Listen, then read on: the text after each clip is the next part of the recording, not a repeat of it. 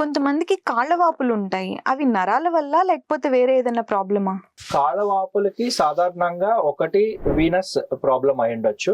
రెండోది lymphatics. So ఎలాగైతే blood లో వీనస్ ఆర్టీరియల్ అనేది ఉంటుందో, మూడో రకం ఏంటంటే మనకి ప్రోటీన్ అంశాలు వేరే ఫ్లూయిడ్ ని డ్రైన్ చేసే లింఫాటిక్స్ అని ఉంటాయి. సో ఈ లింఫాటిక్స్ లో ప్రాబ్లం ఉన్నప్పుడు కూడా ఈ లింఫాటిక్ ఎడిమా అంటాము. ఆర్ కాంబినేషన్ లో లింఫోవీనస్ డిసీజ్ వల్ల కూడా కాళ్ళవాపులు వస్తాయి. ఇంకొకటి మనకి సడన్ గా కాళ్ళవాపులు వచ్చింది, ఎర్రగా అయింది, ఫీవర్ హిస్టరీ అది ఉంది అంటే గనక అది ఇన్ఫెక్షన్ కి సంకేతం. సో కాళ్ళలో ఇన్ఫెక్షన్ ఉంది, ఫర్ ఎగ్జాంపుల్ సెల్యులైటిస్ అని తరచుగా వింటాము.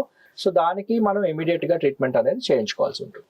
కొంతమందిలో పాదాలు చల్లగా అవ్వడం, వేళ్ళు కలర్ మారడం లాంటివి జరుగుతూ ఉంటాయి. అదేమైనా భయపడాల్సిన విషయమా?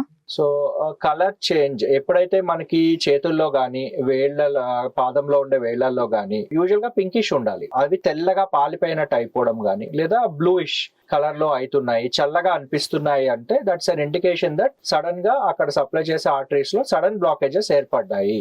లేదా మనము ఒక్కొక్కసారి వాస్కులైటిస్ ఆర్ రేనాల్డ్స్ డిసీజ్ అంటాం. దీంట్లో ఏమవుతుందంటే sudden exposure to heat or cold, చల్లగా ఉండే పట్టుకునే ఏమైనా అవి ఆర్టరీస్ అనేవి ముడుచుకుపోవడం జరుగుతుంది, స్పాజం అనేది అవుతుంది. సో దాంట్లో ఏంటంటే సడన్ గా సర్క్యులేషన్ కట్ ఆఫ్ అయిపోవడం వల్ల ఈ చేంజెస్ అనేవి వస్తాయి. ఇది ఎమర్జెన్సీ కండిషన్. ఇమీడియట్ గా మనం వాస్కులర్ సర్జన్ ని కన్సల్ట్ చేయాల్సి ఉంటుంది.